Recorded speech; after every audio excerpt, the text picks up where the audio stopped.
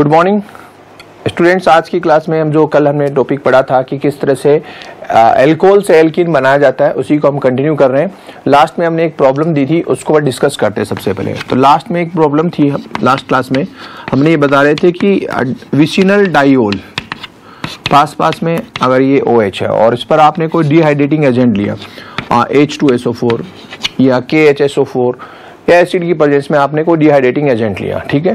तो आपको पता है डिहाइड्रेटिंग एजेंट का काम क्या है, मैकेनिज्म क्या थी, यहाँ से H+ रिलीज करता है, वो किसी OH पर अटैक करेगा, उस OH पर अटैक करेगा। क्यों अटैक करता है? क्योंकि इनके पास क्या है, लोन पेयर है। तो एक H+ आयन जब यहाँ पर अटैक करेगा तो यहाँ से ये वाटर मॉलिक्यूल बाहर निकलेगा, तो इस पर क्या बनेगा, कार्बोकेटाइन बनेगा। कार्बोकेटाइन बनने पर पास वाले हाइड्रोजन से H+ निकलेगा और एक डबल बॉन्ड क्रिएट होगा, अनसैचुरेशन बनेगा। तो विदाउट मैकेनिज्म में डायरेक्ट ये आपको रिएक्शन बता रहा हूँ, CH और ये OH। तो यहाँ से OH और यहाँ से H निकलता है, मैकेनिज्म होती है। तो हमने ये बनाया और ये बना इनोल, और इनोल अनस्टेबल होने की वजह से टॉटोमरिज्म शो करेगा। और जब टॉटोमरिज्म होगी, आपने टॉटोमरिज्म पढ़ा है, टॉटोमरिज्म की कंडीशन अप्लाई हो रही है इस पर।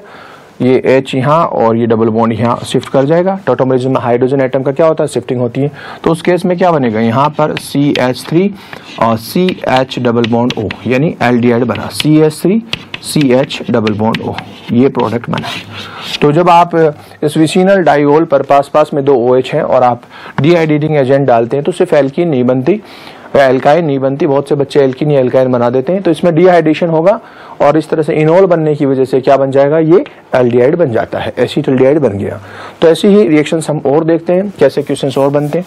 तो जनरली आपको रटना नहीं है कि हमें एल्कोहल दिया है, एसिड डालेंगे, डिहाइड्रेशन करेंगे तो डेफिनेटली एल्कीन बनेगा, ऐसा कुछ नहीं है। वो सिचुएशन पर डिपेंड करेगा। जैसे मैं एक प्रॉब्लम और देता हूँ, मान लीजिए आपको ये कंडीशन दी है, एक ऐसी प्रॉब्लम दी है आपको, देखिए इसको किस तरह से हैंडल करेंगे। ये क्वेश्चन दिया हुआ है, क्या बनेगा। तो इसमें देखिए H+ है, ये डिहाइड्रेटिंग एजेंट है H2SO4। ये H किसी भी अल्कोहल पर अटैक करेगा, वहां से डिहाइड्रेशन करेगा, और जो वाटर मॉलिक्यूल जहां से निकल जाएगा, जैसे मान लीजिए H+ यहाँ पर अटैक करता है इस लोन पेयर पर, तो ऑक्सोनियम आयन बनता है प्लस चार्ज, और वहां से बॉन्ड लेके निकलेगा वाटर मॉलिक्यूल। तो इस पॉइंट पर, इस कार्बन पर क्या होगा, प्लस चार्ज आ जाएगा, यानी कार्बोकेटाइन बनेगा। चाहे तो हम लिख के दिखा सकते हैं आपको, ये लीजिए इस तरह से, ये OH है और इस पर O पर एक H पहले से जुड़ा हुआ, एक H+ O जुड़ा, तो एक लोन पेयर की कमी आ गई, इसलिए इस पर पॉजिटिव चार्ज है। ओके, और जब ये इलेक्ट्रॉन वापस लेगा ऑक्सीजन अपने, तो यहाँ पर क्या आएगा, पॉजिटिव चार्ज। तो उस केस में अपना ये इस तरह से कार्बोकेटाइन बनता है। ये OH लगा हुआ है, ठीक है, यहाँ पर क्या आ गया, पॉजिटिव चार्ज। क्या निकल गया, यहाँ से वाटर मॉलिक्यूल बाहर निकल गया। अब ये कार्बोकेटाइन इस रिंग के लिए रिंग एक्सपेंशन का काम कर रहा है। ये 5 मेंबर रिंग है, तो ये रिंग एक्सपेंशन की कंडीशन क्रिएट होगी। नेक्स्ट कार्बन पर पॉजिटिव चार्ज होता है, तो क्या बनता है, रिंग एक्सपेंशन होता है, और ये 5 मेंबर रिंग है 6 मेंबर में कन्वर्ट हो जाएगी। मैंने आपको रिंग एक्सपेंशन सिखाया, तो अगर मैं इसको नंबर देता हूँ 1 2 3 4 एंड 5, तो ये यहाँ से कनेक्ट होगी तो 6 मेंबर रिंग बन जाएगी। तो उस केस में जब रिंग एक्सपेंशन होगा, ठीक है, तो ये 5 मेंबर के बाद में ये कौन सा कार्बन आ जाएगा, 6 मेंबर कार्बन ये हो जाएगा। और उसके बाद में आप ये 6 मेंबर रिंग बना दीजिए। और ये 1 नंबर क्या लगा हुआ था, ये 1, इस पर क्या लगा हुआ है, OH, ठीक है, ये 1 पे क्या लगा हुआ है, OH लगा हुआ है। और यहाँ पर ये इस तरह से जुड़ता है, तो 1 पे क्या आ जाएगा, पॉजिटिव चार्ज आएगा। जब रिंग एक्सपेंशन होता है, ये टूटता है, तो यहाँ से ये कनेक्ट होगा इस पर, तो ये 5 इस कार्बन से जुड़ेगा। 6 नंबर का कार्बन, ये 5 था, ये 6 नंबर कार्बन से जुड़ जाएगा। 5 देन 6, 1 2 3 4 5 और ये 6, तो 1 2 3 4 5 और 6, ये 6 मेंबर रिंग बन गई, 1 2 3 4 5 एंड 6, ठीक है। तो ये बना आपका। और इस 1 नंबर कार्बन पे क्या आ गया, रिंग एक्सपेंशन की वजह से जब ये इस पे यहाँ जुड़ता है, तो इस कार्बन पे हम क्या लगाते हैं, पॉजिटिव चार्ज लगाते हैं। तो ये हमने रिंग एक्सपेंशन पहले पढ़ रहे हैं। अब यहाँ से ये जो H+ बाहर निकलेगा, H+ बाहर निकला क्योंकि पॉजिटिव चार्ज है, H+ बाहर निकलेगा, तो यहाँ पे क्या होगा, O- और ये प्लस बॉन्ड बना देगा। तो हमारे जो अगली कंडीशन जो आई, हमारा जो प्रोडक्ट बनेगा, ये तो 5 मेंबर रिंग, ठीक है, इस पे क्या लग गया, 6 मेंबर रिंग बन गया। ओके, और यहाँ से क्या निकलता है, H+, तो इस पर O- और प्लस माइनस क्या बना लेंगे, डबल बॉन्ड बना लेंगे। तो जो हमारा प्रोडक्ट बनेगा वो ये बनेगा। तो इस केस में अगर ऐसा क्वेश्चन दिया है तो हमारा जो प्रोडक्ट होगा वो ये होगा। इस तरह से आप बाइसाइक्लोकीटोन्स बनते हैं, ये प्रोडक्ट बनेगा। तो करेक्ट आंसर क्या होगा, ये बनेगा। तो ये जरूरी नहीं है कि जब भी अल्कोहल पर आप डिहाइड्रेशन कराएं तो एल्कीन ही बनेगा, वो सिचुएशनली आपको हैंडल करनी है। लेकिन एसिड का काम क्या है, डिहाइड्रेटिंग एजेंट का काम क्या है, किस तरह से वाटर मॉलिक्यूल को बाहर निकालता है, ये मैकेनिज्म आपको पता होना चाहिए। तो देखिए ये डाइयोल है, यहाँ से आपने क्या किया, वाटर मॉलिक्यूल जब बाहर निकाल दिया तो ये कार्बोकेटाइन बना है। लेकिन ये कार्बोकेटाइन इस रिंग के लिए कौन सी कंडीशन क्रिएट कर रहा है, रिंग एक्सपेंशन की कंडीशन क्रिएट कर रहा है। तो उस केस में इससे जो बनेगा, रिंग एक्सपेंशन होने के बाद में ये कार्बोकेटाइन बनेगा। तो ऑक्सीजन से H+ निकलने के बाद ये O- और ये प्लस के बीच में डबल बॉन्ड बनता है, तो हमारा मेन प्रोडक्ट बनेगा ये बाइसाइक्लो प्रोडक्ट, जो कि कीटो फॉर्म में है। ओके, तो ये हमारा आंसर होगा। ऑप्शन में हम टिक करेंगे इस पर। तो आप कहीं एल्कीन बनाने लग जाएं, ऐसा कुछ नहीं होगा। तो हमने पढ़ा कि अभी हमारा जो टॉपिक है वो एल्कीन है। हम एल्कीन कैसे बनाते हैं, तो हमने एक OH ग्रुप वाले एल्कोहल का जब डिहाइड्रेशन कराते हैं तो क्या बन जाता है, एल्कीन बन जाता है। ठीक है, लेकिन ये रटना नहीं है कि जब भी एल्कोहल का डिहाइड्रेशन कराएं तो क्या बनता है, एल्कीन बनता है। तो देखिए इससे पहले वाले एग्जांपल में भी हमने एल्डिहाइड बनाया और इस एग्जांपल में हमने क्या बना दिया, कीटोन बना दिया। उसके अंदर इस तरह की प्रॉब्लम्स पूछी जाती हैं। तो ये थे एल्कोहल बनाने के मेथड्स।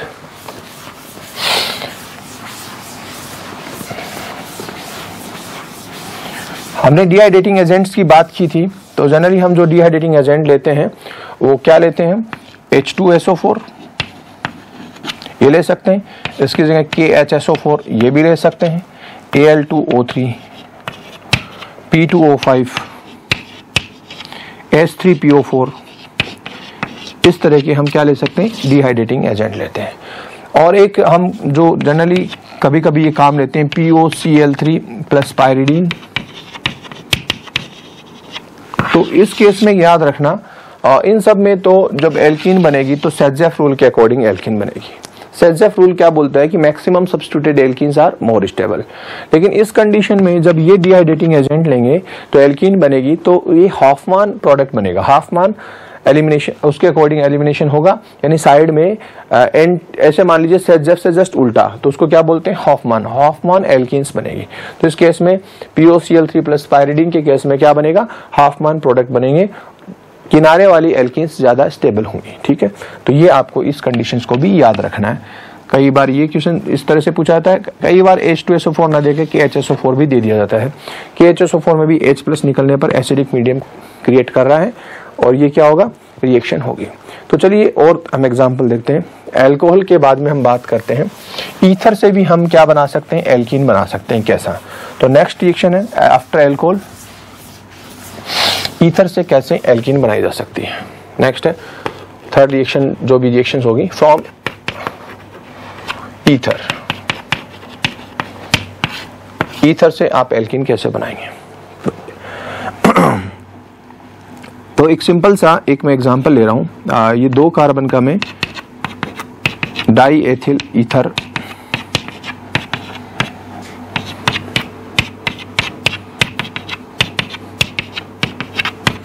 ये डाई एथिल ईथर मैंने लिया। ठीक है, मुझे इससे एल्कीन बनाना है। तो ये आप देख रहे हैं बीच में ऑक्सीजन है, तो ये तो तय हो गया, फिक्स हो चुका है कि 4 कार्बन की एल्कीन नहीं बन सकती, क्योंकि कार्बन कंटिन्यूस नहीं है, बीच में डिफरेंट एलिमेंट है, ये ऑक्सीजन है। तो जो हमारे जो प्रोडक्ट बनेगा एल्कीन, वो टुकड़ों में बनेगा। ठीक है, तो इससे अगर हम टुकड़े करें भी तो ऑक्सीजन की वजह से जो कंटिन्यूटी डिस्टर्ब हुई है, तो अगर आप एल्कीन बनाएं भी तो किस तरह से एल्कीन बन सकती है, इस तरह से एल्कीन बन सकती है। ठीक है, 2 कार्बन की एल्कीन इधर बन सकती है और 2 कार्बन की एल्कीन और बन सकती है, प्लस CH2 एंड CH2। ठीक है, तो देखिए इस पूरे मॉलिक्यूल का मॉलिक्यूलर फॉर्मूला आप चेक करते हैं। कार्बन कितने हैं, 4, C4। हाइड्रोजन कितने हैं, 3 + 2 5 और 5 इधर, तो H10 और एक ऑक्सीजन O1। ठीक है, अगर मैं एल्कीन का फॉर्मूला चेक करता हूं तो C2H4, इसी तरह से C2H4 मैं कंबाइंड लिखना चाहूं तो मैं क्या लिख सकता हूं, C2H4 दोनों के मॉलिक्यूलर फॉर्मूला को सम करता हूं तो इन दोनों का कंबाइंड फॉर्मूला क्या हो सकता है, C4H4 इधर है, 4 उधर, तो H8। जबकि ये क्या है, C4 H10O1। तो इसमें एक्स्ट्रा किस चीज की कितनी कमी है, इस मॉलिक्यूलर फॉर्मूला और उस मॉलिक्यूलर फॉर्मूला में कितनी चीजों की कमी आ रही है, कितने एलिमेंट्स की कमी आ रही है। तो अगर मैं इसमें H2O जोड़ देता हूं तो ये क्या हो जाता है C4H10O1, C4H10O1। तो यानी आपने क्या कंक्लूजन देखा कि ये ईथर है और इससे मैं एल्कीन बना रहा हूं, तो मुझे इसमें से क्या निकला मिला है, किसकी कमी मिल रही है, H2O की कमी मिल रही है। तो अब आप बताइए कि ईथर से आप एल्कीन कैसे बना सकते हैं, ईथर में से क्या निकाल दें कि एल्कीन बन जाएगी। तो आप बोल रहे हैं कि सर इसमें से अगर मैं वाटर ऐड कर बाहर निकाल देता हूं, उस ईथर में से मैं वाटर बाहर रिलीज कर देता हूं, तो मुझे क्या मिलेगा, एल्कीन मिलेगा। तो सिंपल सा कंडीशन है, सिंपल सी कंसेप्ट बन के तैयार होता है हमारा कि आप जब ईथर से एल्कीन बनाना चाहते हैं तो आपको क्या करना पड़ेगा, डिहाइड्रेशन करना पड़ेगा, क्योंकि वाटर के बाहर निकलने की प्रोसेस को हम क्या बोलते हैं, डिहाइड्रेशन। तो हमारा जो लॉजिक बना बाय डिहाइड्रेशन, डिहाइड्रेशन। अब हम कैसे इससे बनाते हैं वो देखिए। चलिए बात करते हैं मैकेनिज्म की। जैसे अल्कोहल का था वैसे ही प्रोसीजर इसका है। तो डिहाइड्रेशन एसिड की प्रेजेंस में, कंसंट्रेट H2SO4 की प्रेजेंस में, H2SO4 या Al2O3 जो भी है, हम H2SO4 से देख रहे हैं, ये H+ रिलीज करता है HSO4-1। कोई भी एसिड होगा वो क्या होगा, H+ आयन रिलीज करता है। तो चलिए देखिए, एक ईथर लेते हैं, CH3 CH2O CH2 and CH3, diethyl ether मैंने लिया, 2 कार्बन की ether, 2 carbon ether, 2 carbon ether, ये लॉन पेयर है। और इस पर अटैक कौन कर रहा है, ये एसिड की प्रेजेंस में, कंसंट्रेट एसिड की प्रेजेंस में H+। H+ को क्या चाहिए, H+ को क्या चाहिए होता है, H+ को चाहिए होता है लोन पेयर, इलेक्ट्रॉन की कमी है और ऑक्सीजन के पास 2 लोन पेयर है। तो H+ कहाँ अप्रोच करेगा, H+ अटैक करेगा इस ऑक्सीजन के लोन पेयर पर। तो जब ये ऑक्सीजन के लोन पेयर पर अटैक करता है, बहुत ही सिमिलर मैकेनिज्म है, हम पहले भी पढ़ चुके हैं, वो अल्कोहल में पढ़े, अभी यहाँ पढ़ रहे हैं।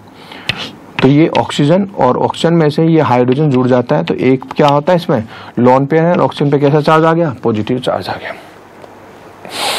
तो बताइए ऑक्सीजन पर पॉजिटिव चार्ज आ चुका है, ऑक्सोनियम आयन बन चुका है, तो ये अपने लोन पेयर वापस लेना चाहेगा। और ये कहाँ से लेगा, या तो ये बॉन्ड से ले या फिर ये बॉन्ड से ले।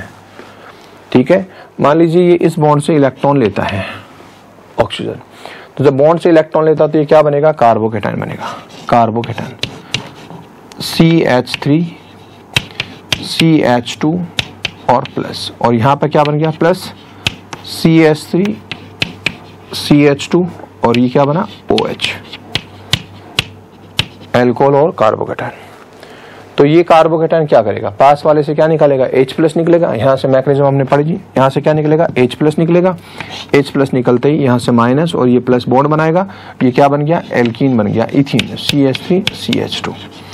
ओके, और वो H+ जो यहाँ से निकल रहा है, वो H+ वो कहाँ जाएगा, उसको कौन आसरा देगा, उसको ये ऑक्सीजन अटैच करेगा। क्यों, क्योंकि ऑक्सीजन के पास क्या है, 2 लोन पेयर है, तो ये यहाँ से निकलने वाला H+ इसके पास जाएगा। जैसे ही ऑक्सीजन से जुड़ता है तो क्या बनता है, वापस ऑक्सोनियम आयन, ये क्या बनेगा, CH3 CH2। ये अपने अल्कोहल में पढ़ा है, ये किस तरह से H आने के बाद में एक लोन पेयर तो रह जाता है और एक पर पॉजिटिव चार्ज। ये पॉजिटिव चार्ज क्यों आया, क्योंकि इससे निकलने वाला H+ ये ऑक्सीजन पर अटैक करता है और ये क्या बनता है, ऑक्सोनियम आयन बनता है।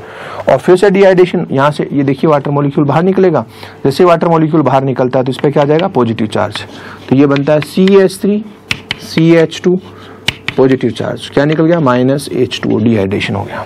और जब भी कार्बन पे प्लस चार्ज आता है तो नेबरिंग पोजीशन से क्या निकलता है, H+ निकल जाता है और ये फिर से H+ निकल जाएगा और क्या बन जाएगा, इथीन बनेगा, CH3 CH2 और क्या निकल गया, H+। ये H+ क्या करता है, इस HSO4- से रिएक्शन करके H2SO4 बना देता है। तो देखिए इस मैकेनिज्म में ये ईथर है, ईथर पर H+ अटैक करता है, ये ऑक्सोनियम आयन बनता है, पास वाले से ये जब लॉन पेयर लेता है तो इस पे क्या आएगा, कार्बोकेटाइन बन जाएगा। कार्बोकेटाइन आते ही पास वाला हाइड्रोजन H+ निकालेगा और ये इथीन बना। जो निकलने वाला H+ आयन था वो इसके पास जाएगा, अल्कोहल पर जोड़ करके क्या बना देगा, ऑक्सोनियम आयन। फिर से वो अल्कोहल की मैकेनिज्म स्टार्ट हो चुकी थी जो हम अभी थोड़ी देर पहले पढ़े हैं। तो निकलने के बाद ये कार्बोकेटाइन बनेगा, कार्बोकेटाइन जैसे ऊपर कार्बोकेटाइन बना था वैसे यहाँ कार्बोकेटाइन बना है, ये क्या करता है, पास वाले से H+ निकालेगा और दोबारा क्या बनेगा, इथीन बनेगा। तो इस तरह से ईथर मॉलिक्यूल से क्या होगा, 2 मॉलिक्यूल एल्कीन का और 1 मॉलिक्यूल वाटर का बन जाएगा। तो ये देखिए आप लोग, इस तरह से मैकेनिज्म आपको आनी चाहिए। आपने ईथर से भी एल्कीन बनाना सीख लिया। इसके बाद में जो नेक्स्ट होगा फ्रॉम एल्काइल हैलाइड। नेक्स्ट है आप किस तरह से एल्कीन बनाएंगे फ्रॉम एल्काइल हैलाइड।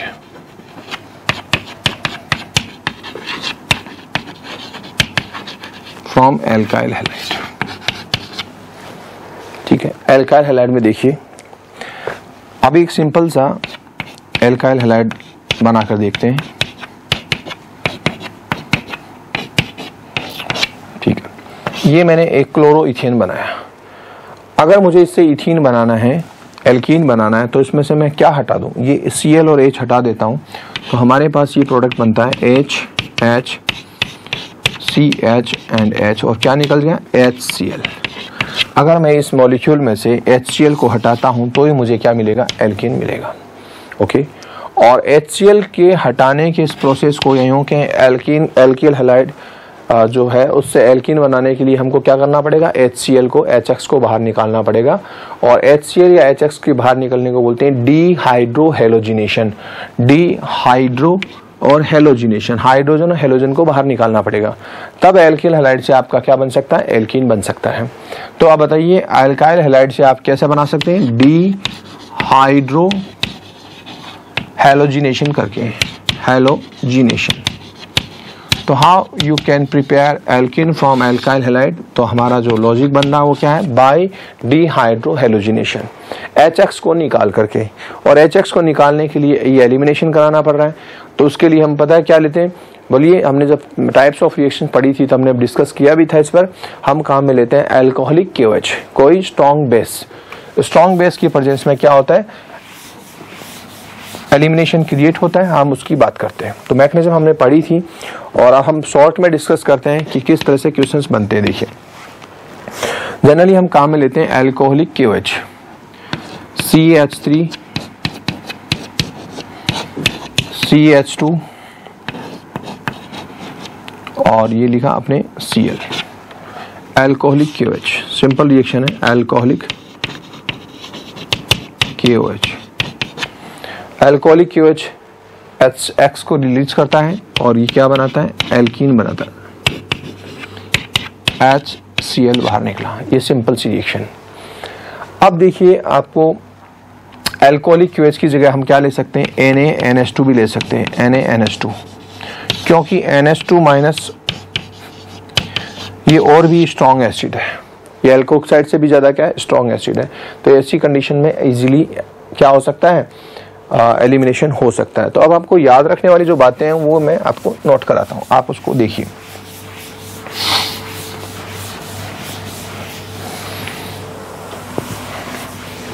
इसमें एल्कीन बनती है अकॉर्डिंग टू सेट्जेफ रूल।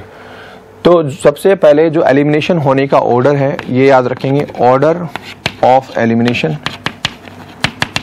रिएक्टिविटी का ऑर्डर होगा वो ये होगा कि टर्सरी एल्किल हैलाइड है वो सबसे fast, then secondary, then primary. तो सबसे ज्यादा आसानी से डीहाइड्रोहेलोजिनेशन होगा वो किस में होगा?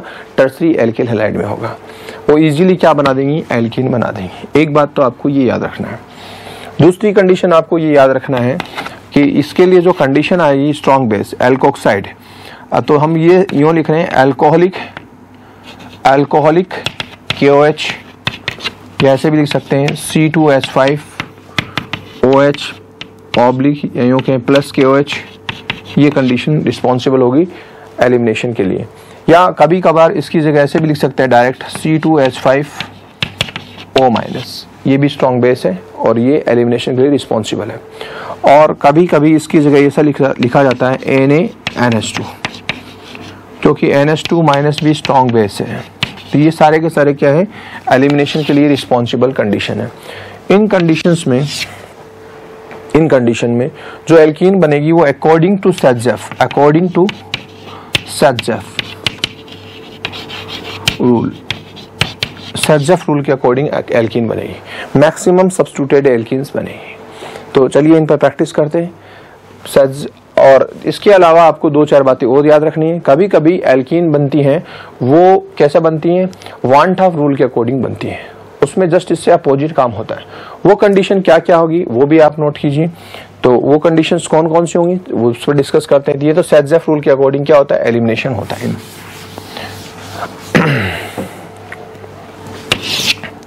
हाफमान रूल के अकॉर्डिंग टू हाफमान रूल,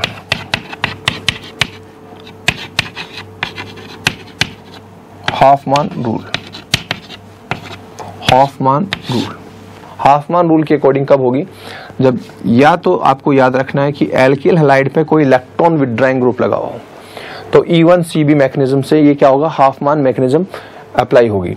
क्या होगा, electron withdrawing group attach on alkyl group. ठीक है, जैसे मान लीजिए आपको ये लिखा जैसे Cl जुड़ा हुआ हो, Cn जुड़ा हुआ हो, NO2 जुड़ा हुआ हो, या इस तरह से CO CH3 ग्रुप जुड़ा हो, जिसको OHC भी बोल सकते हैं, OHC। ठीक है, ऐसे ग्रुप जुड़े हुए हों, इलेक्ट्रॉन विड्रॉइंग ग्रुप जुड़े हों, तो क्या होगा, हाफमान के अकॉर्डिंग रिएक्शन हो सकती है। जैसे कोई भी कंडीशन दे रखी है आपको इस तरह से CH3 CH2 CH, यहाँ लिखा हुआ है Cl और CH3, और अब आपको कंडीशन रिएक्शन जो करवाई जा रही है वो कैसे करवाई जा रही है, वही एल्कोहलिक KOH एल्कोहलिक, यहाँ पर फ्लोरीन लिख दिया और इजीली हो जाएगी। तो ये कंडीशन जब फ्लोरीन होगा तो इलेक्ट्रॉन विड्रॉइंग ग्रुप होने की वजह से इसमें क्या होगा, हाफमान प्रोडक्ट बनेंगे, 1 एल्कीन बनेगा न कि 2। ये प्रोडक्ट इधर से ना निकल के इस साइड से निकलेगा HF, और ये क्या बनेगा, 1 एल्कीन बनेगा। इसी तरह से OHC लिखा हुआ हो, OHC ग्रुप लगा हुआ हो, यहाँ CN लगा हुआ हो, तो अगर इलेक्ट्रॉन विड्रॉइंग ग्रुप लगा हुआ है, CN लगा हुआ है यहाँ से, तो इलेक्ट्रॉन विड्रॉइंग ग्रुप जब निकलेगा यहाँ से H निकलेगा, HN बाहर निकलेगा, डबल बॉन्ड इनके बीच में आएगा। तो पहली कंडीशन क्या होगी, हाफमान रूल के अकॉर्डिंग जब कैसे बनेगी, एल्कीन कैसे बनेगी, जब क्या हो, एल्केन पर इलेक्ट्रॉन विड्रॉइंग ग्रुप जुड़ा हो, इलेक्ट्रॉन विड्रॉइंग ग्रुप प्रेजेंट हो, फ्लोरीन CN OHC इस तरह से ऐसे ग्रुप्स प्रेजेंट हो। इसके अलावा दूसरी कंडीशंस, पहली कंडीशन तो ये हुई, दूसरी कंडीशन क्या हो सकती है कि जब हाफमान रूल के अकॉर्डिंग एल्कीन बने, वो कंडीशन यह होगी कि NaNH2 रिएक्शन में इन्वॉल्व हो लेकिन साथ में अमोनिया हो, in presence of ammonia, NaNH2 plus NH3, तो हाफमान प्रोडक्ट बनता है। और एक तीसरी कंडीशन ये है कि जो बेस है वो बल्की ग्रुप हो, बहुत बड़ा हो। जैसे फॉर एग्जांपल हम जो एल्कोहलिक KOH ले रहे हैं तो उसमें जो एल्कोहल है वो बड़ी हो, CH3 इस तरह से टर्शरी ब्यूटाइल ये ग्रुप हो, ये माइनस, ठीक है, ऐसा ग्रुप प्रेजेंट हो, तो ये क्या अंदर तक बीच में जा नहीं सकता स्टेरिक हिंड्रेंस की वजह से। और पहले इसके अलावा पहले से किसी मॉलिक्यूल में स्टेरिक हिंड्रेंस हो,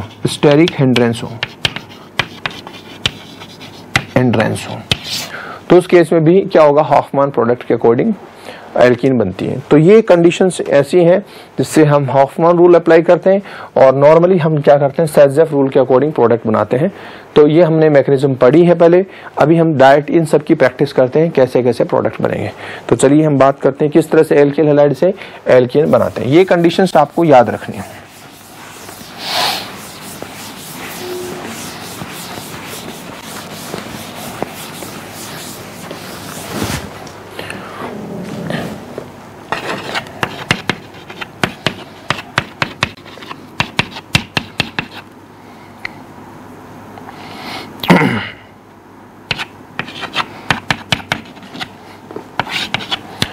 और ये मैंने लिखा है यहाँ पर एल्कोहलिक KOH, तो ये एलिमिनेशन के लिए कंडीशन रिस्पॉन्सिबल होगी।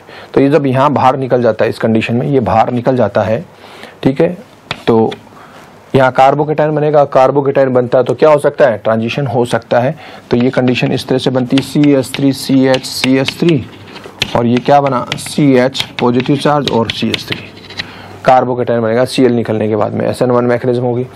तो या तो यहीं पर कई बच्चे क्या करते हैं, डबल बॉन्ड यहाँ बना देते हैं इन दोनों के बीच में, कई बच्चे इस तरह बना देते हैं। अगर यहाँ बना दिया तो क्या प्रोडक्ट हो गया, हाफमान प्रोडक्ट। यहाँ बना दे तो, लेकिन इससे भी पहले देखिए यहाँ पर अगर पॉजिटिव चार्ज होता तो क्या बनता, टर्सरी कार्बोकेटाइन बनता है जो ज़्यादा स्टेबल होता है। तो 1-2 पोजीशन पर देख लिया करें कि जब भी कार्बोकेटाइन बनता है तो दाएं बाएं देख करके कंफर्म कर लिया करो कि कहीं पर कुछ हाइड्राइड वगैरह शिफ्टिंग तो नहीं हो रही है। लेकिन इसमें हाइड्राइड शिफ्टिंग हो सकती है, हाइड्रोजन यहाँ चला जाए तो कार्बोकेटाइन यहाँ पर आएगा, तो पहले आप शिफ्टिंग करवाइए, हाइड्राइड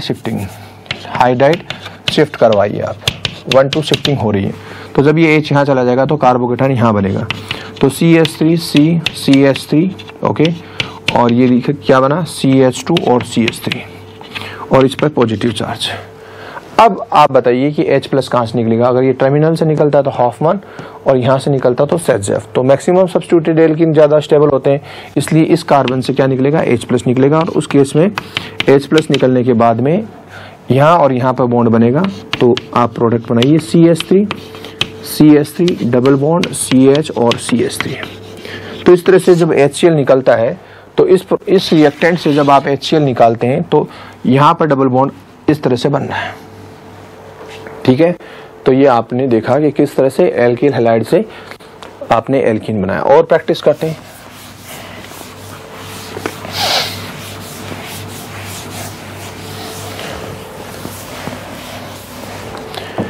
इधर देखिए एक क्वेश्चन में ये दे रहा हूं सिंपल, CH3 CH2 CH और CH2 CH2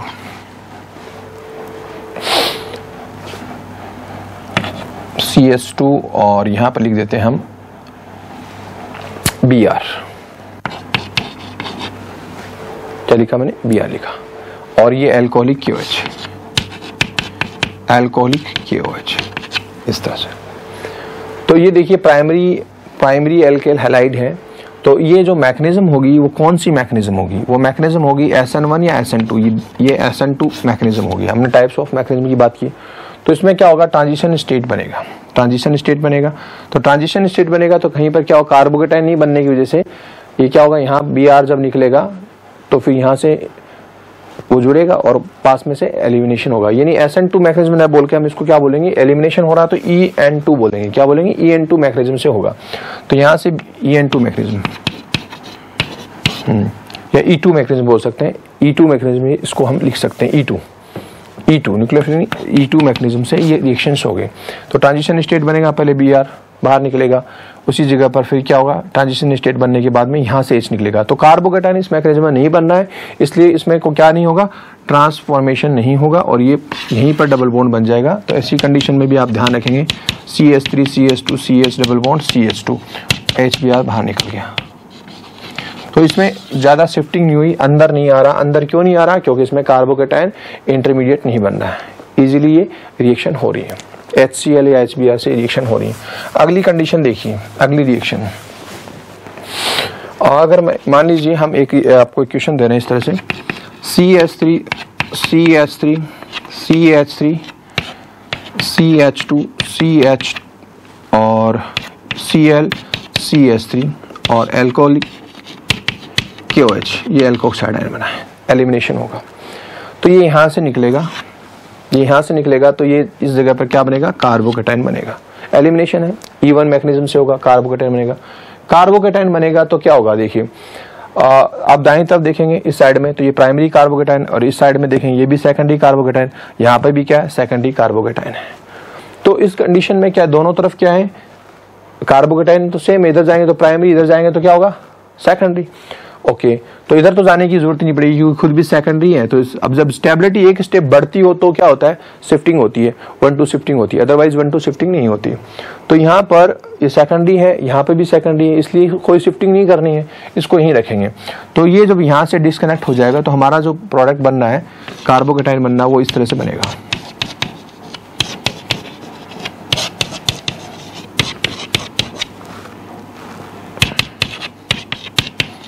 ठीक है, अब यहाँ से H प्लस कहाँ से निकलेगा? ये स्टेरिक हिंड्रेंस फील कर रहा है, ये स्टेरिक हिंड्रेंस फील कर रहा है। तो बेस है वो इधर से न करके यहाँ से इजीली निकलेगा, यहाँ से आसानी से निकलेगा। और वैसे भी अल्फा हाइड्रोजन पर 3 H प्लस, इस पर 2 ही H प्लस है, तो इजीली यहाँ से निकाला जा सकता है क्योंकि बेस है वो यहाँ तक अप्रोच करने में स्टेरिक हिंड्रेंस फील कर रहा है, क्योंकि पहले से ही यहाँ पर और क्राउडिंग हो रखी है। तो इसलिए इसमें जो प्रोडक्ट बनेगा वो हॉफमैन प्रोडक्ट बनेगा और जो H प्लस निकल जाएगा तो ये प्रोडक्ट यहाँ पर डबल बॉन्ड इन जगह बनेगा। तो हमारा जो प्रोडक्ट बनना है वो इस तरह से बनेगा CH3 CH2 ये CH2, इसके बाद में CH प्लस और यहाँ से निकलता है H प्लस, तो डबल बॉन्ड यहाँ बनेगा CH2 और ये प्रोडक्ट बनता है। तो ये प्रोडक्ट भी किसकी वजह से बना है? हॉफमैन प्रोडक्ट बना है। इसमें भी साइड से ही एल्कीन H+ निकला है और साइड से ही एल्कीन बनी है। ऐसा क्यों हुआ? इसका कारण है पहले से ही ओवर क्राउडिंग होने की वजह से अंदर की तरफ बेस अप्रोच नहीं कर रहा है, यहाँ से H+ ना निकाल करके वो यहाँ से H+ निकालेगा। तो ये भी ध्यान रखिए, अगर अंदर की तरफ में क्या हो, ओवर क्राउडिंग हो और शिफ्टिंग करने के बाद में भी स्टेबिलिटी ना बढ़ रही हो। हाँ, अगर ये पॉजिटिव चार्ज यहाँ होता तब तो ये शिफ्टिंग हो जाती, मिथाइल शिफ्टिंग हो जाती और कार्बोकेटाइन टर्सरी बनता, तो उस केस में इजीली क्या हो जाती है, वो एलिमिनेशन यहीं से कहीं से होता। लेकिन इस केस में नहीं होगा क्योंकि शिफ्टिंग होने के बावजूद भी सेकेंडरी है तो यहीं रहेगा और ऐसे केस में फिर यहाँ से H+ निकलने के चांसेस बढ़ जाएंगे क्योंकि स्टेरिक हिंड्रेंस भी फील कर रहे हैं। ठीक है, एक कंडीशन ये आपने देखा।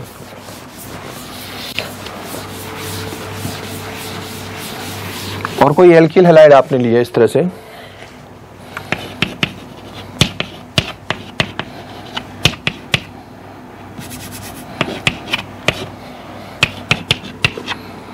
CH2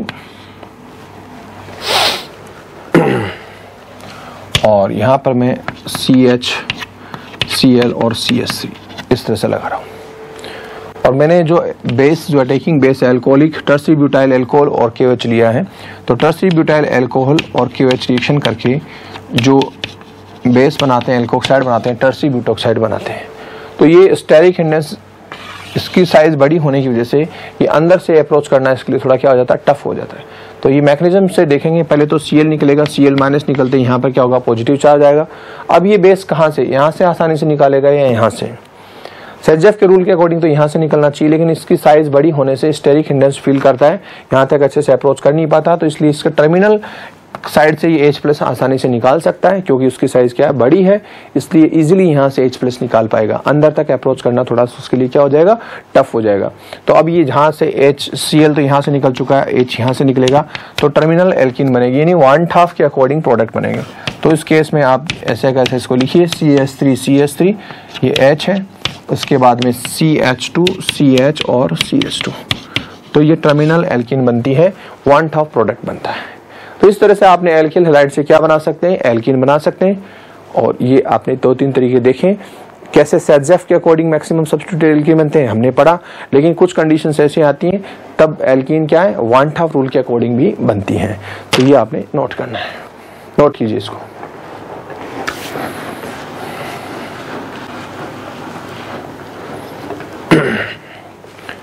तो देखिए इसमें नेक्स्ट क्वेश्चन देखते हैं और कुछ एक क्वेश्चन और देखते हैं। आप इसमें बताइए कि प्रोडक्ट क्या बनेगा। एक क्वेश्चन देखिए, अगर इस तरह से आपको Br दिया हो, ठीक है, तो आपको कंडीशन दिया है कि एथाइल अल्कोहल C2H5OH (KOH, तो एलिमिनेशन होगा, आप उस केस में क्या करेंगे। और एक कंडीशन ये दे दिया C2H5 होल थ्राइस O-, ये tertiary alkoxide ion, C2H5 whole thrice CO-, या यूं कहें एल्कोहल प्लस KOH, बात एक ही है। तो इस केस में क्या बनेगा, कई बार इसकी जगह ऐसे भी दे सकते हैं ET थ्राइस नाइट्रोजन, ठीक है, ये भी एलिमिनेटिंग एजेंट की तरह काम कर रहा है, ठीक है। ये कंडीशन दे दे, ये एक कंडीशन दे दे। तो ये बल्कि ग्रुप है, तो आपको पता है कि कैसे इसके अकॉर्डिंग तो कैसा होगा, हाफमैन प्रोडक्ट्स बनेंगे और इसके अकॉर्डिंग कैसे बनेंगे, सेजेफ प्रोडक्ट बनेंगे। इस कंडीशन में क्या बनेगा, सेजेफ प्रोडक्ट, और इसमें क्या बनेगा, हाफमैन प्रोडक्ट, हाफमैन प्रोडक्ट बनेंगे। तो अब देखिए सेजेफ प्रोडक्ट तो कैसे होगा, यहाँ से जब Br निकलेगा तो मैक्सिमम सब्स्टिट्यूटेड या तो क्या होगा, यहाँ पर जाएगा H निकलेगा, या इस कंडीशन में H निकलेगा। तो ऐसे कंडीशन में प्रोडक्ट हमारा जो बनेगा वो इस तरह से प्रोडक्ट ये होगा CH3 और डबल बॉन्ड CH2, CH यहाँ से H निकला, ये Br यहाँ निकला, यहाँ से मैक्सिमम सब्स्टिट्यूटेड एल्कीन बनता है। ये मेजर प्रोडक्ट होगा। अगर आपने ये बना दिया तो गलत हो जाएगा, ये माइनर प्रोडक्ट होगा। मेन प्रोडक्ट हमारा ये बनेगा मेजर प्रोडक्ट। ओके, इस केस में माइनर प्रोडक्ट बनेगा क्योंकि ये बल्कि ग्रुप है, बड़ा ग्रुप है, तो अंदर तक अप्रोच कर नहीं पाएगा, तो उस केस में हाफमैन प्रोडक्ट बनता है। तो इस केस में जो प्रोडक्ट बनेगा हमारा, ये मेजर प्रोडक्ट ये बनेगा। तो ये आप देख रहे हैं कि दोनों में कितना डिफरेंस आ जाएगा।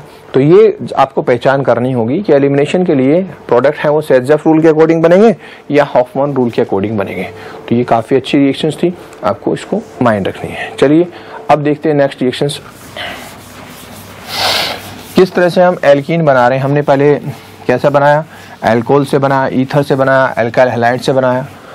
अब हम नेक्स्ट मेथड है डाई हैलाइड से। अगर हैलाइड्स क्या है, जिमिनल हो, विसिनल हो, पास पास में हो, तो हम क्या करते हैं, जिंक डस्ट की प्रेजेंस में क्या करते हैं, उसको बाहर निकाल सकते हैं। ZnBr2 फॉर्म में क्या कर सकते हैं, या ZnCl2 फॉर्म में हम हैलोजन को निकाल सकते हैं। फॉर एग्जांपल मैं यहाँ लिखता हूँ Br CH3 H और CH3। अगर मैं जिंक डस्ट अल्कोहल के साथ जिंक डस्ट लेता हूँ, जिंक डस्ट अल्कोहलिक मीडियम में, अल्कोहलिक मीडियम में लेता हूँ, ठीक है। तो ये एलिमिनेशन के लिए रिस्पॉन्सिबल है, ठीक है। ये Br निकलेगा और ये जिंक ZnBr2 फॉर्म में बाहर निकालता है। अब यहाँ पर आपको जो इम्पोर्टेंट बात याद रखनी है वो ये याद रखनी है कि ये जो प्रोडक्ट है ये मीजो फॉर्म है। कैसा, मीजो फॉर्म, ठीक। जब मीजो फॉर्म में होता है तो उस केस में क्या होगा, ये निकलने के बाद में एक ट्विस्टिंग होती है। इसमें क्या होता है, ट्विस्टिंग होती है और ये प्रोडक्ट थोड़ा इस तरह से डिफरेंट वे में बनेगा। जो एल्कीन बनेगा इसमें डबल बॉन्ड आएगा, उसमें ट्विस्ट हो जाएगा एल्कीन बनने से पहले। तो हम इस पर इस तरह से देखेंगे कि ये कार्बन और ये कार्बन यहाँ पर, ठीक। ये Br निकल गए तो दोनों वैलेंसी फ्री हो गए, डबल बॉन्ड बना लेगा, ठीक है। लेकिन ये बॉन्ड बनाने से पहले इसमें ट्विस्टिंग हो गई। यहाँ पर डबल बॉन्ड बनने से पहले क्या है, ट्विस्टिंग हो गई। तो ये H इस साइड में आ जाएगा और वो CH3 इधर रह जाएगा, और ये जो एक ऊपर वाला जैसा था ना, एक H इधर और एक H इधर, CH3। तो कहने का मतलब है कि प्रोडक्ट जो बनेंगे वो ट्रांस प्रोडक्ट बनेंगे, ये याद रखना आपको। इसमें जो खास बात है, जिंक डस्ट से जब आप इसको एलिमिनेट करेंगे, ZnBr2 बाहर निकलेगा, ये विसिनल हैलोजन बाहर निकलेंगे, तो उससे पहले एक ट्विस्टिंग होगी, ठीक है। ट्विस्टिंग होने से जो मीजो प्रोडक्ट होंगे, इस तरह के मीजो प्रोडक्ट समझते हैं, जिसमें प्लेन ऑफ सिमेट्री होती है, उसको क्या बोलते हैं, मीजो प्रोडक्ट बोलते हैं। हम पहले पढ़ चुके हैं आइसोमरिज्म में। तो जब मीजो प्रोडक्ट है वो क्या बनाएंगे, ट्रांस प्रोडक्ट बनाएंगे। और मान लो ये मीजो ना होते तो उस केस में क्या होगा, अगर मैं इसको चेंज करता हूँ, यहाँ पर, यहाँ फिर से बनाता हूँ, आप इसको ताइए, इसको नोट कीजिए। अब देखिए अगले मैं एग्जाम्पल लेता हूँ। अगर मैं ये प्रोडक्ट लेता हूँ CH3 Br H Br और CH3, ये कायरलिटी होने की वजह से ये क्या है, ऑप्टिकल एक्टिविटी है। या तो ये डेक्स्ट्रो प्रोडक्ट हो सकता है, ये क्या हो सकता है, लीवो प्रोडक्ट हो सकता है, ये कुछ भी हो, लेकिन हमें पता नहीं चल सकता डायरेक्ट देख करके ये डेक्स्ट्रो एक लीवो। इसका नेचर तो ऑप्टिकल रोटेशन से पता चलता है, पोलरोमीटर से। लेकिन एनीवे जो भी हो, लेकिन ये मीजो प्रोडक्ट नहीं है, ये डेक्स्ट्रो है या फिर लीवो है। अब मैं इसकी अल्कोहलिक मीडियम में अल्कोहल के साथ जिंक डस्ट से रिएक्शन कराता हूँ। अल्कोहल की प्रेजेंस में मेथेनॉल ले लेता हूँ मैं, ठीक है। ये अल्कोहल के प्रेजेंस में मैं जिंक डस्ट से रिएक्शन करता हूँ, तो वो ZnBr2 तो निकलेगा, एलिमिनेशन होगा, ZnBr2 निकलेगा। लेकिन मैंने आपको तब भी बताया था इससे पहले वाली रिएक्शन को कि जब भी ZnBr2 निकलेगा उससे पहले इसमें एक रोटेशन होगा, ट्विस्टिंग होगी। ट्विस्टिंग होने से क्या होगा, जब प्रोडक्ट बनेंगे तो मीजो फॉर्म था तब तो क्या बन रहे थे, ट्रांस प्रोडक्ट, ट्रांस एल्कीन बन रहा था। अभी DL फॉर्म में है तो सिस प्रोडक्ट बनेंगे। क्या बनेगा, 6 प्रोडक्ट बनेगा, सिस। ये CH3H और ये दूसरा घूम करके भी सेम साइड में आ जाता है, ये लो H और CH3। तो इस केस में एल्कीन तो बनती है, लेकिन क्या बनेगा, सिस प्रोडक्ट बनेगा। तो मीजो हुआ तो क्या बन सकता है, सिस, और मीजो नहीं हुआ, D या L प्रोडक्ट हुआ तो कैसे प्रोडक्ट बनते हैं, सिस प्रोडक्ट बनते हैं, ठीक है। तो इसी पर बेस्ट एक मैं प्रॉब्लम और दे रहा हूं। यहाँ देखिए क्वेश्चन क्या होगा। अगर मैं आपको इस तरह से कोई प्रोडक्ट ले रहा हूं, साइक्लिक प्रोडक्ट, यहाँ पर मैं H, ओके, यहाँ Br, यहाँ H और Br। एक तो मैं ये कंडीशन दे रहा हूँ, कंडीशन वही Zn और क्या होगा, अल्कोहलिक मीडियम में। एक क्वेश्चन तो ये होगा, प्रोडक्ट कैसे बनेगा, प्रोडक्ट बनेगा भी कि नहीं बनेगा। और दूसरा एक क्वेश्चन जो मैं दे रहा हूं यहाँ पर,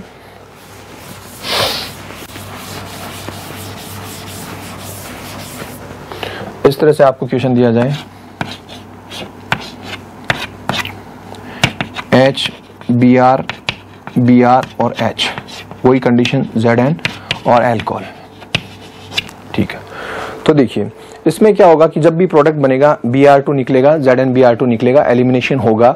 लेकिन एलिमिनेशन होगा तो हमने देखा था मीजो प्रोडक्ट से तो क्या प्रोडक्ट बन रहे थे, ट्रांस, क्योंकि वो सब रोटेशन हो रहा है। तो मीजो से क्या बनेगा, ट्रांस, और जब डी और एल फॉर्म में था तब क्या बना था, सिस प्रोडक्ट बन रहा था। तो यहाँ देखिए ये मीजो फॉर्म में है, ये दोनों एक तरफ है मीजो फॉर्म में। तो जब मीजो फॉर्म में है तो जब एल्कीन बनेगा तो इसमें क्या होगी, रोटेशन होगा, और साइक्लिक होने की वजह से इसमें रोटेशन पॉसिबल नहीं है इधर, ठीक है। तो इस केस में क्या होगा, यहाँ पर ये क्या नहीं बन सकता, ये यहाँ पर ट्रांस प्रोडक्ट नहीं बन सकता, क्योंकि ट्रांस पॉसिबिलिटी नहीं है, क्योंकि ये यहाँ बॉन्डेड है ना, ये कार्बन से बंधा हुआ है, तो ये अपोजिट डायरेक्शन में आ नहीं सकता, स्ट्रेन क्रिएट हो जाएगा। तो इसमें ट्रांस प्रोडक्ट बनने की पॉसिबिलिटीज नहीं है, इसलिए ये प्रोडक्ट नहीं बनेगा, ये प्रोडक्ट बनेगा ही नहीं, क्योंकि इसमें ये इस तरह से इस वे में जुड़े हुए हैं, एक वन डायरेक्शन में भी जुड़े हुए हैं, एक ही डायरेक्शन में।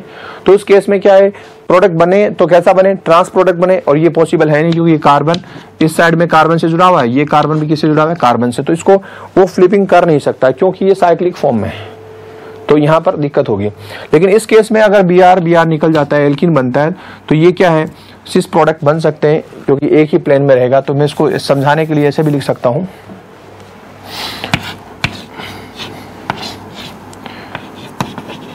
बी आर, ठीक है। तो इस केस में जो प्रोडक्ट बनेगा Zn, और साथ में लिया आपने एल्कोहल, तो इसमें प्रोडक्ट बन सकता है, क्योंकि इसमें अब सिस प्रोडक्ट बनना था। कैसा प्रोडक्ट बनना था, सिस, और सिस पॉसिबिलिटी है, इसमें सिस पॉसिबिलिटी हो सकती है, ये ऐसे एक साइड में आ जाएगी। लेकिन इसमें ट्रांस प्रोडक्ट बनना था, ट्रांस पॉसिबल हो नहीं सकता इसमें, तो इसलिए हम इसमें कहेंगे कि ये प्रोडक्ट नहीं बनाएगा, जबकि ये प्रोडक्ट बना देगा। तो आपको ये भी याद रखना है। और देखिए, चलिए नोट कीजिए, उसके बाद में नेक्स्ट रिएक्शन देखते हैं।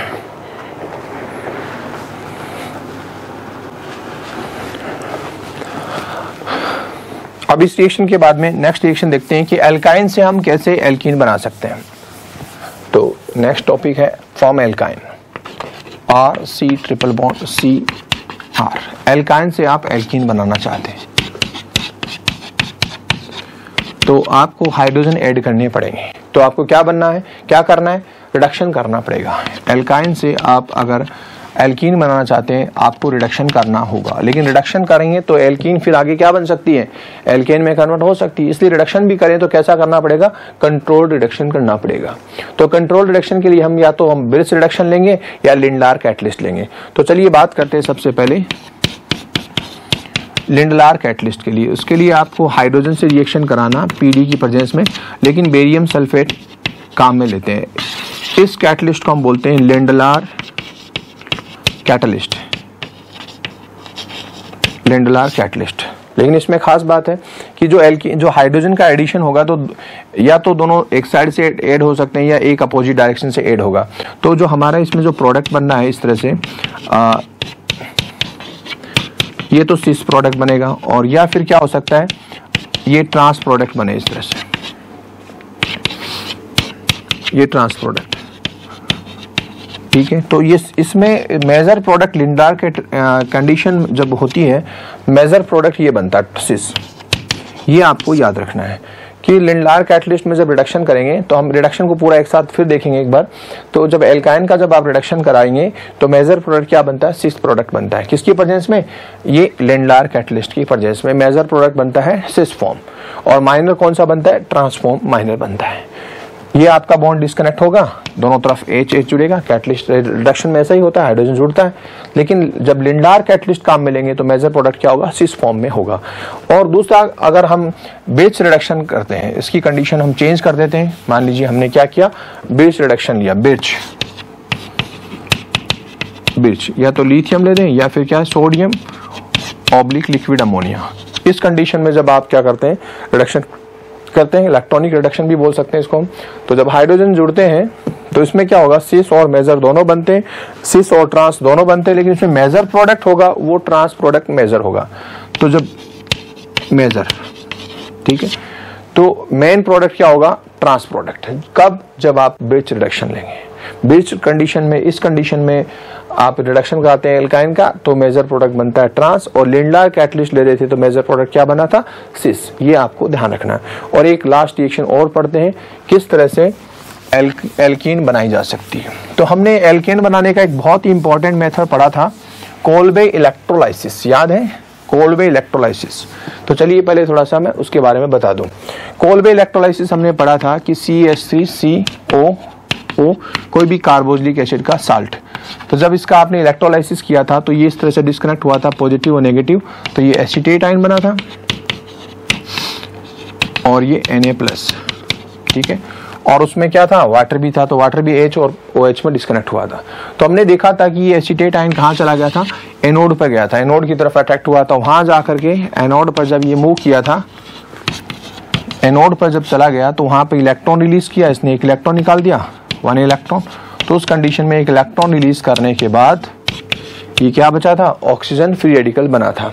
जब एक बार फ्री रेडिकल्स बन जाते हैं तो फिर क्या होता है, फर्दर डिसोसिएशन कैसे होते हैं, होमोलाइटिक होते हैं। तो होमोलाइटिक क्लीवेज हुआ था, यहाँ पर फ्री रेडिकल और यहाँ पर फ्री रेडिकल, और ये कार्बन और ये ऑक्सीजन फ्री रेडिकल आपस में रिएक्शन करके क्या बना देते हैं, CO2 बाहर निकल जाता है। और फिर बाद में क्या बनाइए, ये जब ये CO2 बाहर निकल गया तो ये क्या बचा था, कार्बन फ्री रेडिकल बना था। और ऐसे 2 कार्बन फ्री रेडिकल्स रिएक्शन करके क्या बनाते थे, एथेन बना रहे थे। हमने ये रिएक्शन पहले पढ़ चुकी है। इस तरह से कोलबे इलेक्ट्रोलाइसिस में एसिड का इलेक्ट्रोलाइसिस कराने पर, एसिड का कोई भी साल्ट हो तो उससे क्या बनती, इथेन। तो मैंने आपको शॉर्ट ट्रिक बताई थी, ये बताया था कि बच्चों जब भी ऐसा साल्ट आ जाए तो आपको क्या करना है, यहाँ से डिस्कनेक्ट कर देना है, इसको बना दो और इसको बना दो, फ्री रेडिकल बना दो, और ऐसे 2 फ्री रेडिकल्स आपस में जुड़ जाएंगे तो क्या बन जाएगा, एल्केन बन जाएगा। ये हम ऑलरेडी पढ़ चुके हैं एल्केन वाले चैप्टर में। तो इसी टेक्निक को यूटिलाइज कर रहे हैं और एल्केन भी बना सकते हैं। कैसे, तो चलिए देखते हैं। तो इसके लिए आपको पास पास की 2 पोजीशन पर कार्बोक्सिलिक ग्रुप मिलने चाहिए। जैसे फॉर एग्जांपल सक्सेनिक एसिड की बात कर रहे हैं, CH2COOH, this is succinic acid, okay. अब इसका कोई साल्ट, सोडियम या पोटेशियम साल्ट लेते थे। चलिए सोडियम और पोटेशियम साल्ट लिया, सोडियम और पोटेशियम। तो अब हम क्या करेंगे, इसका इलेक्ट्रोलाइसिस करेंगे तो डिसोशिएट हो जाएगा सोडियम साल्ट, और ये क्या होगा, सक्सीनेट आयन बनेगा। तो हम डायरेक्ट कर रहे हैं तो इलेक्ट्रोलाइसिस करेंगे इसका, तो ये सक्सीनेट आयन क्या है, जो माइनस वाला जो चार्ज जो आयन है ये डिस्कनेक्ट होने के बाद में कहाँ जाएगा, एनोड पे जाएगा। एनोड पे इलेक्ट्रॉन रिलीज करेगा, एक इलेक्ट्रॉन ये निकलेगा, एक यहाँ से निकलेगा, तो 2 फ्री रेडिकल्स बनेंगे। तो यहाँ से ये अगर कार्बन ये बॉन्ड टूटता है तो CO2 बाहर निकलेंगे, 2 मॉलिक्यूल CO2 बाहर निकलते हैं। तो हम सीधे क्या कर रहे हैं, टेक्निक यूज कर रहे हैं, ये बॉन्ड डिस्कनेक्ट करते हैं, एक फ्री रेडिकल यहाँ पर, एक फ्री रेडिकल यहाँ पर, तो ये क्या बनेगा, CH2 और CH2, ये लो, एनोड पर इथीन बनेगा। ठीक है, चाहे तो आप इसको डिटेल से कर सकते हैं, चाहे तो आप इसको शॉर्ट से कर सकते हैं। तो पास पास पोजीशन पर होना चाहिए। देखिए अगर मैं एक एग्जांपल और लेता हूं, COONA, ओके, यहाँ CH3 CH CH2 COONA, ये कंडीशन में इसका कोलबे इलेक्ट्रोलाइसिस कराता हूं, इलेक्ट्रोलाइसिस। तो क्या होगा, यहाँ से ये निकलेगा, ये फ्री रेडिकल्स, यहाँ से ये फ्री रेडिकल्स निकलेगा, तो ये दोनों आपस में बॉन्ड बन जाएंगे। तो क्या बनाएगा, CH3 CH double bond CH2, ठीक है, इस तरह से प्रोपीन बन जाएगी। और मैं यहाँ पर भी एक कोई ग्रुप लगा देता CH3, तो यहाँ पर भी क्या बन जाता, इस तरह से ब्यूटीन बन जाती, 2 ब्यूटीन बन जाते हैं। तो ये हमने इस तरह से कोई भी कार्बोक्सिलिक एसिड, लेकिन कार्बोक्सिलिक एसिड 1-2 पोजीशन पर होने चाहिए, पास पास पोजीशन पर, तब जाकर के क्या बनेगा, एल्कीन बन जाएगा इसमें। ठीक है, तो इस तरह से हमने एल्कीन बनाने के मेथड पढ़े। अब नेक्स्ट क्लास में हम क्या करेंगे, एल्कीन की केमिकल प्रॉपर्टी और फिजिकल प्रॉपर्टी पर डिस्कस करेंगे। Thank you.